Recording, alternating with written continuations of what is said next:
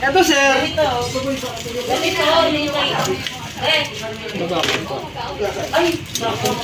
Diikot lang siya. Tapos, ito naman.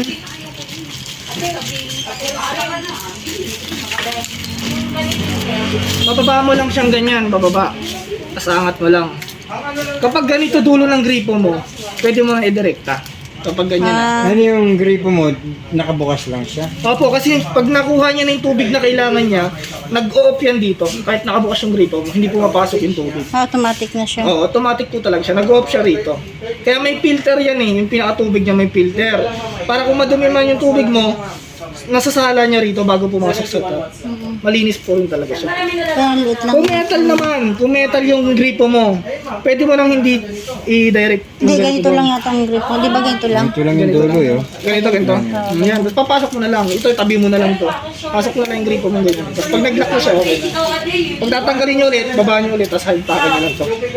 Tapos, yun po, saksak ko na. Kapag ang sabon mo is powder, dito mo na ilalagay. Kapag sabon mo liquid, direkta mo na sa damit. Ah, ganun. Kapag ang downy mo, ma'am, ganito lang dapat ang label, karami. Ganyan lang sa puti. Every isang salang. Ganito lang po yung pantay lang dapat siya dito. Yun lang, lagay mo na isang sachet o dalawa. Sarado mo lang, lagyan mo ng 6 kilos na damit. Madami na yon. Kung puti, sarado mo na. Kung puti, ma'am, power on. Iilaw na siya ng spin, rinse, tsaka wash. Kung puti, press mo lang to para kung gusto mo mag-soak, babad. Press mo lang. Kailangan iilaw lahat sila. Tapos start lang. Pagputi lang naman. Opo, pagputi lang. Yan, hintayin mo na lang yung matapos.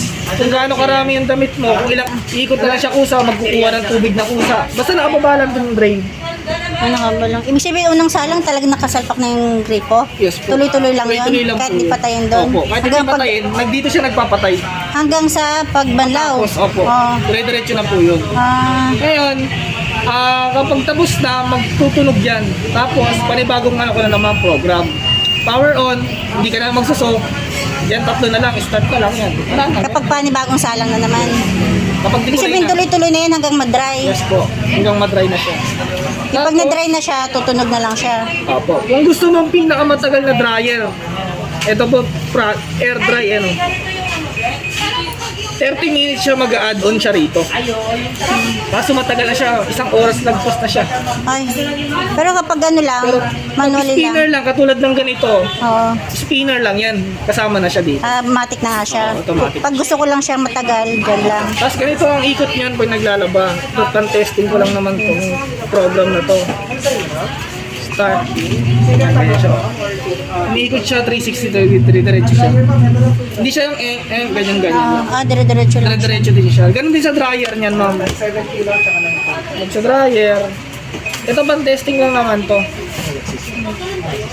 Yung dryer niya naman, yung katawan naman yung umiikot niya. Kasi pag washing, ma'am, yung ilalim lang. Parang sa mga ganito. Pero kapag sinalang namin siya, yung, di ba, umpisa pa lang, hindi namin siya gagalawin na. Tuloy-tuloy na yun hanggang mag-dry na. Malibo na lang kapag may nag-error siya. Ibig sabihin, na-overload o naiwang bukas yung takip. Magtutunog siya. Oo, tutunog siya. Kung halimbawa ano lang, dryer lang, pwede Pwede siya. naman yun, dryer lang. Magandang tanong yan, ma'am. Power on, nag-hand wash ka, uniform, din ilagay mo rito. Pag inon mo, 3 ilaw na agad. Bawasan mo, spinner lang dapat. Ayan. Tapos start. Isang pindot lang. Ayan. Yun lang, ganun lang siya. Kasi start, hintay mo na lang siya ang ikot, tapos matapos yung minutes niya. May Sa umpisa, may delay lang talaga yan. Kasi nagbabalance siya eh. Para hindi siya mag-wiggle-wiggle ng ganyan. parang hihinto muna siya. Hihinto mo na yan, tapos unti-unti yan nagbabalance. Gumagalaw na po pusa yan. Tapos yun, hanggang sa mag-start na siya. Dapat nakababa lang yung drain lang. Lagi nakababa. Ganun lang po siya kadalaw. Pwede rin mag-wash lang. Wash lang. Wash lang. Press mo lang to. Hanggang sa umilaw yung wash lang. Puro wash lang. Power muna, Opo, power muna. tapos yung ano. Process. Kung ano yung ilaw na pula, yun yung gagawin niya. Ayan o. Pwede rin wash at saka banlaw, rinse. Pwede rin rinse tsaka spinner lang. Banlaw tsaka spinner lang. Pwede, Banlaw. pwede mo siya i-manual. Hindi lang siya automatic. Pwede rin siya i-manual. Sa iba kasi automatic lang talaga, walang manual. Sa kanya, automatic manual pwede.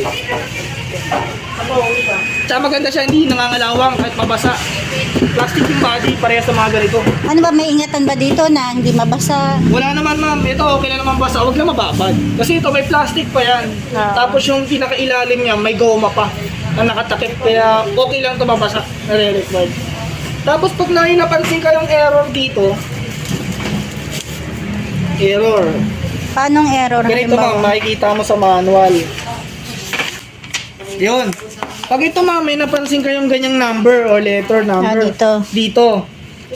And dito yung explanation kung bakit. May mga mali lang. May mali lang. Tapos ito yung paano i-settle. Kung paano mo siyang gagawin.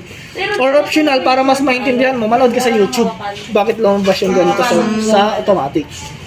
Kapag hindi mo talaga manuwaan, pwede natin pa-service. Yun lang naman ma'am. Home service to ma'am. 10 years warranty sa motor, 1 year ang parts. Tapos, tawag kayo sa amin, si Sir ang pupunta sa bahay.